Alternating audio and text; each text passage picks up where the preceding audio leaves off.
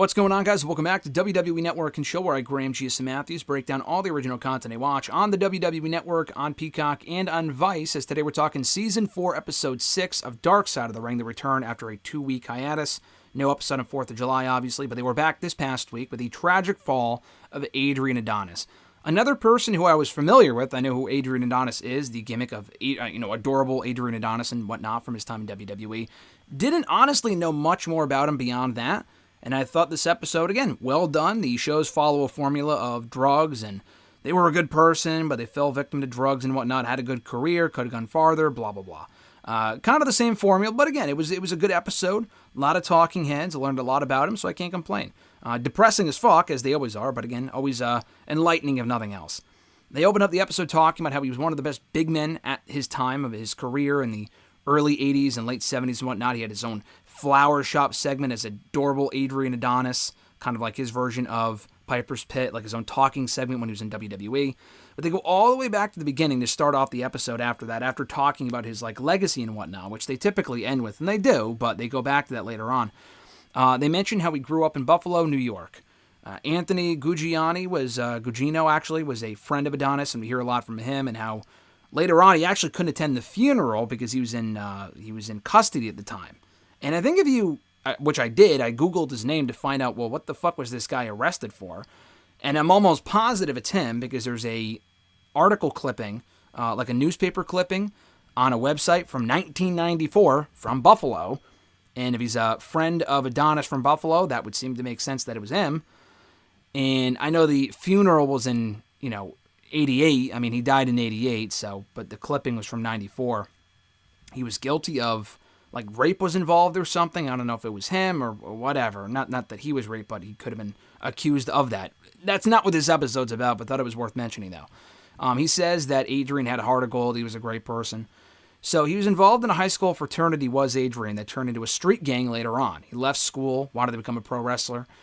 He was involved in, one of those things where if a fan could last 10 minutes in the ring with him or just beat him up for 10 minutes, then then they would earn money because he was that tough. He was a big guy, and he would always win. He joined AWA soon after, and he got paired with Jesse Ventura in a tag team, actually. And he gets praised for always selling his offense well, like other people's offense well, and always looking, making them look great. We hear from Jumping Jim Brunzell, who I recognize from I knew the name, obviously, but he was on the Tales from the Territory show with, I forgot what episode, maybe AWA, actually. And he said that Adrian knew how to get heat, and he was great at that. He joined WWF soon after, I think in 84, 85, somewhere around there, probably 83, because he got his character in 85. He got the adorable character in 85, so probably 83, 84. He was like a tough New Yorker, and that was his gimmick at the time. He was leery of Bret Hart, who we hear a lot from on the show. Bret Hart was all over this episode, which was cool. I mean, if you can get Bret Hart, you fucking use Bret Hart, so I thought that was cool. And Bret said that Adrian was leery of him because Bret was the son of a promoter, and they didn't know if they could trust him.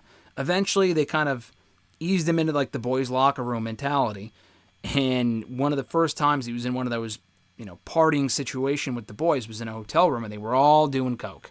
They were all doing coke, specifically Adrian. He was doing a lot of coke.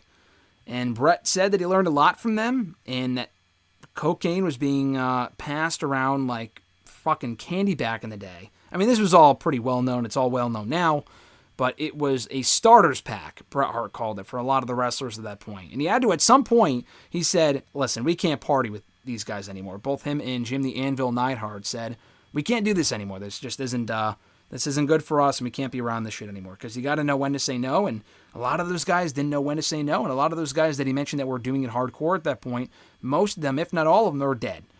Brunzell says that Adrian wanted to get off the coke, actually, and even, he recalls a story where Adrian showed up at his, hotel room, saying, I'm going to kill myself if I keep doing this stuff, blah, blah, blah. And then he, woke up the next day, had no idea what was going on, and said, hey, where's my cocaine? He wanted to get off of it quickly, and then the next day realized, I kind of want to get back on it, and that's what happened. We hear a lot from his family, his wife, his 2 daughters, saying that he was a completely different man around his family. The wife had no idea what was going on, apparently.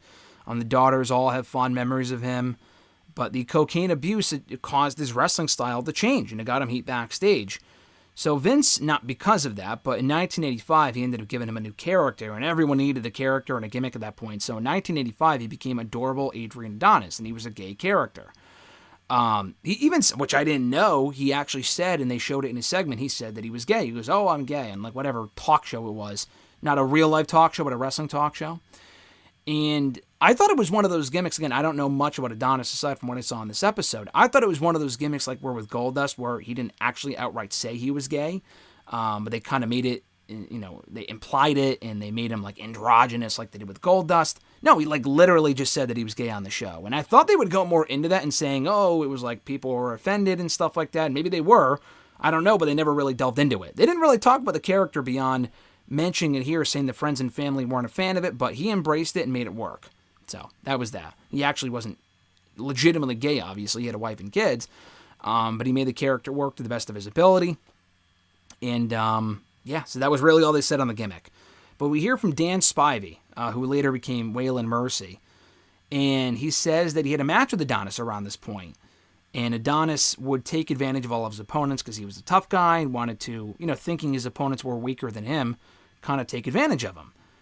And so that's exactly what happened in their match. And Spivey was working with Adonis because Adonis was getting built up for a match with Hogan, and everyone wanted that Hogan spot. Everyone wanted to work with Hogan because he was the champion, and if you worked with him, you made a lot more money. So Spivey was in there to work with him for that reason, but Adonis was taking advantage of him. And Spivey wanted to beat the fuck out of him afterward, but the Bulldogs actually cooled him off and said no. But it happened again the next night. They again had another match the next night where he took advantage of him again in the ring, and he beat the shit out of him. But what happened was Spivey didn't take it, and he went over instead on his own. Like he knocked him out with he choked him or whatever, and he caused him to pass out, and the referee rang the bell. He's like, that's not the finish, and Spivey said, well, this is the new finish. I don't know if he said I changed the finish, or he said, well, this is the new finish that they wanted, or whatever, and he lied. I'm not sure. But either way, he went over when he wasn't supposed to, and Adonis was pissed. He went backstage attempting to apologize, and he just, double-legged Spivey instead. So he attempted to attack him. Spivey got the better of him and knocked him out with an uppercut. Just knocked him out cold. And Spivey wanted to protect his image, which is why he did that, and protect himself, but he got fired a month later as a result. Maybe among other reasons, but that was probably the main reason, because he got, he knocked out one of the top guys in the company and caused his reputation to be severely damaged. Adonis was not as intimidating after that among the boys in the locker room, and he just lost that reputation of being a tough guy. And he himself lost confidence in himself, and he got more addicted to drugs, and he put on way more weight.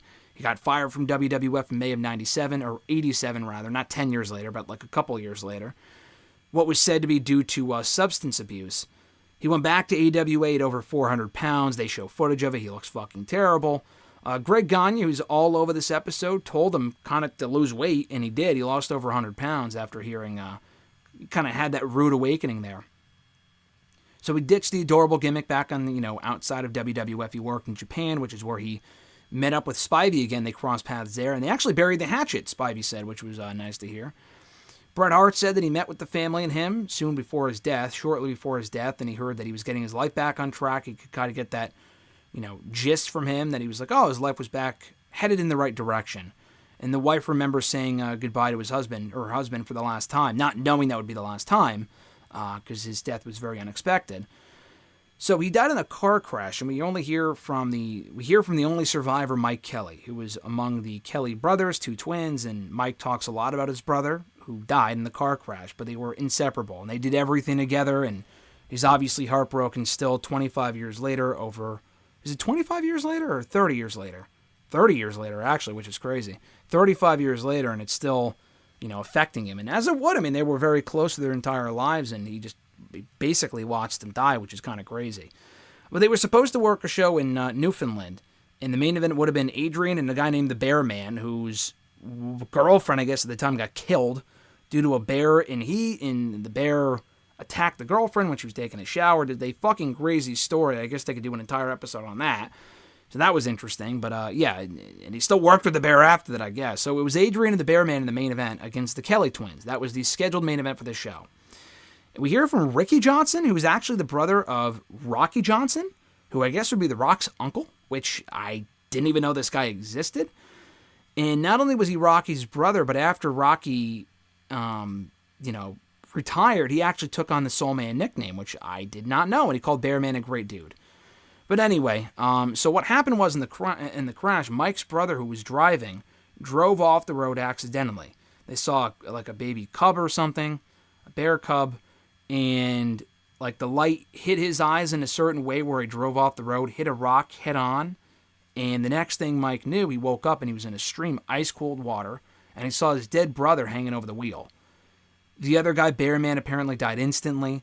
Adonis was still alive, but barely hanging on. His elbow was like, it was just fucking gross. I forgot if it was Mike or Ricky that saw Adonis still alive, but his elbow was like through the skin popping out, just disgusting. He was in terrible shape, but there was really no saving him at that point. I guess he probably died soon after. Ricky recalls seeing the van in the water, just terrible. Adonis' family recalls getting the phone call about his death.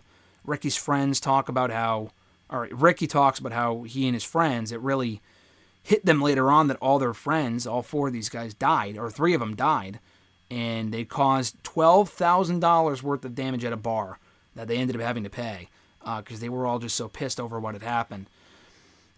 Mike says that there was no drugs or alcohol involved in the accident. He's sure of it. People looked into it, and he says they weren't drunk, no alcohol. It was just a freak accident type thing. The wife says the funeral was a blur, and she slept with her husband's New York jacket, Adonis' New York jacket, because again, it did not hit her until later on either, until she really realized that he was gone. Meltzer, who we hear from a fair amount on this episode as well, said that he never really got his due, did Adonis. Gagne thinks that he belongs in the Hall of Fame, and Bret Hart feels like they could have had a WrestleMania match against each other 5 years later, at WrestleMania 10 or 11, around the time of his death, had he stuck around and gotten back in good shape and become a top star that Bret feels like he could have been in WWF. An interesting episode. He was a guy that I was familiar with previously but didn't know a whole lot about until I watched this episode, so it was, again, informative and enlightening in certain ways.